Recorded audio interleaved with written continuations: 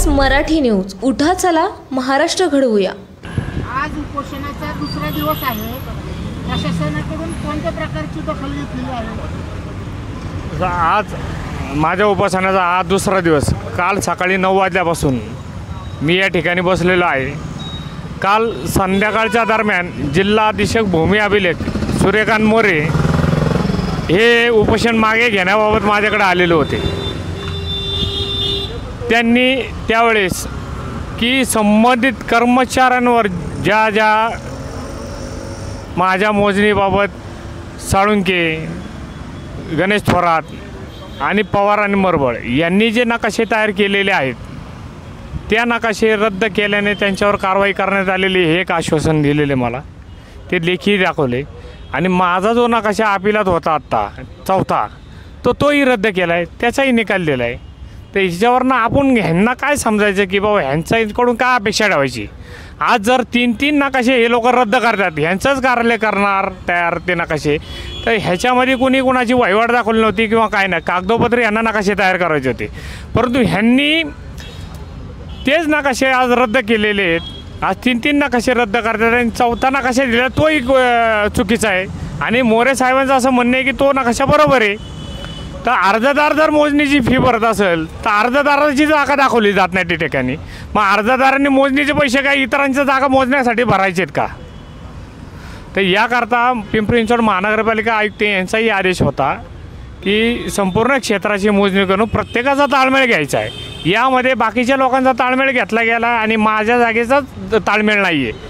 त्याच्यामुळे हे शीट मला मान्य नाही. काल त्याकरता ते आले होते सूर्यकांत मोरे साहेब आणि त्यांनी मला सांगितलं की हे शीट ॲक्सेप्ट करा आणि तुम्ही उपोषण मागे घ्या. मला ते मान्य नाही. मग त्याच्यामुळे त्यांना मी त्यांचं मागणी मान्य केलेली नाही. आज उपोषणाचा दुसरा दिवस असल्यामुळे सकाळी 11 वाजता गोळे साहेब उपसंचालक भूमी अभिलेख हे आले होते. ह्यांनी माझ्याकडून समजून घेतले की बाबा काय झाले तुझ्या प्रकरणात. मी त्यांना सांगितलंही देखील की पूर्व बाजूची मी 6.25 गुंठे विकलेली आमच्या काही जणांनी आणि पश्चिमेकडून काही जणांनी विकलेली 64.25, अशी एकूण 70.25 विकलेली. हे याच्या 2 खरेदी खताच्या चतुर्सीमा भिन्न आहेत, स्थान वेगळे. तर त्यामध्ये जे राहिलेली जागा आहे ती माझी मिळकत आहे. ती संबंधित 18 गुंठे जागा ही माझी मिळकत आहे. तर ही नकाशावर दर्शवाल. मिलिटरीचं जरी सध्याला आत्ताचा ताबा असला परंतु मिलिटरीचा मालकी हक्काचा ताबा नाही त्या ठिकाणी. संपादनाच्या लाईनी लागूनच 6.25 गुंठे हे मी त्यांच्या निदर्शनास आणून दिले. तर या ठिकाणी अशा टिपा मारण्यात याव्यात ज्या क्षेत्राचं स्थान ज्या ठिकाणी आहे त्या ठिकाणी नमूद करावं आणि मोजणी नकाशावर अशा टिपा मारून द्या. म्हटलं मी उपोषण लगेच मागं घेतो. मग जेणेकरून हे उपोषण मागं घ्यायचं कारण पहिली गोष्ट की त्यांनी नकाशा व्यवस्थित करून दिला तर मी कोर्टात जाऊ शकतो. ह्यांच्या पहिल्या नकाशामुळं आज ज्या माझ्या जागेत जर कॉर्पोरेशनने बिल्डिंग बांधलेली ह्याला जबाबदार कोण पहिली गोष्ट. आणि भूमी अभिलेख खात्याचे 3 नकाशे भूमी अभिलेख खात्यात तयार करून परत ते रद्द करते. मग ह्यांच्यावर कितपत विश्वास ठेवायचा नागरिकांनी. मग ह्यांच्या शीटवर कुणी विश्वास ठेवायचा. आज मी गेली 8 वर्षे बांधतोय परंतु मला अजूनही न्याय मिळाला नाही. म्हणून ह्यांच्या त्रासाला वैतागून मी शेवटी उपोषणाचा मार्ग अवलंबला आहे. आज उपोषणाचा दुसरा दिवस आहे. आज गोळे साहेब येऊन गेले. आता ते म्हटले आम्ही चर्चा करतो मग तुम्हाला सांगतो. अजून काय ते आलेले नाही आहेत. मी माझं उपोषण यापुढे असंच चालू ठेवणार जोपर्यंत मला मी मोजणी अर्जदार म्हणून जे पैसे भरलेले आहेत त्या ज्या ठिकाणी माझी जागा दाखवली जात नाही पूर्ण नकाशात तोपर्यंत मी उठणार नाही. मी भानुदास शिंदे RTI कट्ट्याचे आम्ही सभासद आहोत. विजय कुंभार साहेब हे आमच्या कट्ट्याचे प्रमुख आहेत. या ठिकाणी बसलेले श्री शेखर लांडगे यांचा कासारवाडी येथील जमिनीचा जो काही भूमी अभिलेख खात्याचा प्रलंबित विषय आहे हा बरेच दिवसापासून अधिकाऱ्यांच्या उदासीनतेमुळे किंवा त्यांच्या नाकर्तेपणामुळे हा विषय आत्तापर्यंत रखडलेला आहे. याबाबत त्यांनी पिंपरी चिंचवड आयुक्त कार्यालय, विभागीय आयुक्त कार्यालय, भूमी अभिलेख कार्यालय आणि राज्य माहिती आयुक्त कार्यालय या सर्व ठिकाणी वेळोवेळी त्यांनी संपर्क साधून त्याबाबतची अधिकाऱ्यांच्या कानावरती ही इत्थंभूत जी काही विषय आहे हा त्यांना सांगितलेला आहे. परंतु अधिकारी ही बाब त्यांना समजून देखील ते जाणून बुजून त्या विषयाकडे ते टाळाटाळ करण्याचा प्रयत्न करत आहेत. आणि म्हणून आज शेखर लांडगेंना या ठिकाणी उपोषणाला बसण्याचं एकमेव कारण म्हणजे बाबा त्यांच्या विषयाला कुठंतरी न्याय मिळावा म्हणून आज या ठिकाणी त्यांचा उपोषणाचा दुसरा दिवस आहे आणि आमचा RTI कट्ट्यातर्फे किंवा आमच्या ग्रुपतर्फे त्यांच्या उपोषणाला पाठिंबा आहे. मी गोरख तळेकर, मी भूमी अभिलेख खातं आणि महसूल खातं यांचे गेली 20-25 वर्ष झालं अभ्यास करतो आहे की बाबा ह्यांचे कामकाज कसं चालतं, काय चालतं, कसे चुका करतात आणि कसे पाठीशी घालतात काय यासाठी मी अभ्यास करतो आहे. तर शेखर लांडगे हे जे आहेत कालपासून उपोषणाला बसलेले आहेत. त्यांचा उपोषणाचा दुसरा दिवस आहे आणि त्यांची जी भोसरीमधील एक जमीन आहे त्या जमिनीचं पूर्वी CMEसाठी भूसंपादन झालं होतं. ते भूसंपादन झालं तर ज्या क्षेत्राचं भूसंपादन झालं त्याच्यापेक्षा जास्त क्षेत्राचा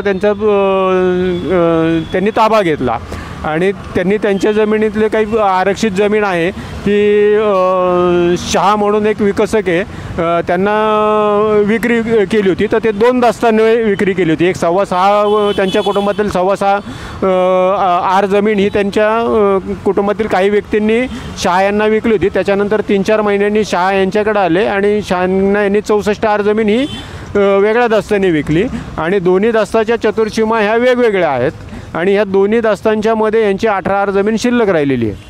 तर त्याच्यासाठी त्यांनी शहा यांनी ज्यावेळेस भूमापन खात्याकडे पिंपरीच्या मोजणीसाठी अर्ज केला तर संजय साळुंके यांची तिथे नेमणूक झाली आणि त्यांनी त्या जागेचं एकत्रित नकाशा दिला आणि तिथे ज्यावेळेस पिंपरी चिंचवड महानगरपालिका काम करायला आली त्यावेळेस त्यांच्या निदर्शनास आलं की बाबा ही आपल्या मालकीची जमीन आहे आणि हे असं इथे काम कसं काय करतात. तर त्यांनी तो नकाशा पाहिल्यानंतर सर्व कागदपत्रांची तपासणी केली आणि त्यांच्या निदर्शनास आणून दिलं की हा नकाशा चुकलेला आहे. मग त्यानंतर त्यांनी वेळोवेळी पाठपुरावा केला, त्यावर अपील केलं आणि त्या अपिलात त्यांचा जो नकाशा आहे सर्व कागदपत्र तपासून 2021ला रद्द केला. तर त्यासाठी त्यांनी शिवाजी भोसले, उमेश झेंडे हे तत्कालीन नगर भूमापक आहेत त्यांच्याकडे पाठपुरावा केला. त्यानंतर पुन्हा त्यांनी जी आहे गणेश थोरात यांची नेमणूक केली की खरी वस्तुस्थिती काय त्यासाठी यांनी मोजणीचे पैसे भरले किंवा हे संपूर्ण क्षेत्राचं मोजणी करून हे करा म्हणून की आणि त्यासाठी त्यांनी लोकशाही दिनामध्ये पिंपरी चिंचवड महानगरपालिका यांच्याकडे लोकशाही दिनामध्ये हे निदर्शनास आणून दिलं. त्यांचा आदेश घेतला. आदेशान्वये गणेश थोरात यांची नेमणूक झाली भूकर मापक म्हणून आणि ते जागेवर आले. त्यांना सर्व परिस्थिती त्यांचा सर्वे नंबर, आजूबाजूचे 4-5 सर्वे नंबर आणि संपूर्ण रेकॉर्ड दाखवलं आणि ती गणेश थोरात यांची जबाबदारी होती की त्यांचे 2 खरेदी खताप्रमाणे त्या जागा कुठे येतात आणि त्यानंतर शेखर लांडगे यांची जमीन कुठे शिल्लक राहिलेली आहे हे सर्व एकत्रित नकाशा तयार करून त्याचा रिपोर्ट त्यांनी खात्याला जमा करायचा होता. परंतु त्यांनी तसे न करता पुन्हा एक चुकीचा नकाशा बनवला काय की ह्यांची जागा कुठे दाखवलीच नाही आणि तो चुकीचा नकाशा बनवला. त्यानंतर पुन्हा परत संजय पवार आणि जयराम मरबळ हे सर्वेअर यांच्याकडे ते पूर्ण केस रिकमेंड केली. त्यांनी त्याच पद्धतीने उद्योग केला. त्यानंतर ते हे सर्व नकाशे आहेत हे जिल्हा अधीक्षक भूमी अभिलेख यांनी रद्द केलेले आहेत काय. त्यानंतर पुन्हा गणेश थोरात यांनी जो पूर्वीचा नकाशा चुकीचा केला तो दुरुस्त करून दिला, तोही पुन्हा चुकीचाच बनवून दिला. त्यामुळे ह्यांची जमीन ही कुठे दिसूनच येत नाही आहे काय. तर यांचं असं म्हणणं आहे की बाबा हे जे सगळे चुकीचे नकाशे आहेत हे चुकीचे नकाशे झालेत म्हणजे खोटे अभिलेख बनवलेत संपूर्ण रेकॉर्ड असताना आणि रेकॉर्डप्रमाणेच यांची कायदेशीर जबाबदारी आहे की नकाशे तयार करायचे. तसे असताना यांनी यांचे कायदेशीर कृत्य केलेलं नाही आहे. त्यामुळे हे फौजदारी पात्र गुन्हे झालेले आहेत म्हणून यांनी यांच्यावर फौजदारी कारवाई करावी व त्यांचा जो काही रेकॉर्डप्रमाणे येणारा नकाशा आहे त्यांची जागा कुठे येते, कुठल्या खरेदी खात्याप्रमाणे कोणती जागा आहे, कोणत्या खरेदी खात्याप्रमाणे कोणती जागा आहे याचं आणि ती कोणाच्या ताब्यात आहे यांचं संपूर्णपणे लेखी विश्लेषण करून लेखी टिपा देऊन नकाशा मिळावा ही मागणी आहे. जोपर्यंत ही मागणी पूर्ण होत नाही म्हणजे फौजदारी कारवाई आणि हा नकाशा जोपर्यंत मिळत नाही तोपर्यंत हे उपोषण स्थगित करणार नाही आहेत. नवीन बातम्यांचे अपडेट पाहण्यासाठी 20-24 तास न्यूजला सबस्क्राईब करा आणि बेल आयकॉन प्रेस करा.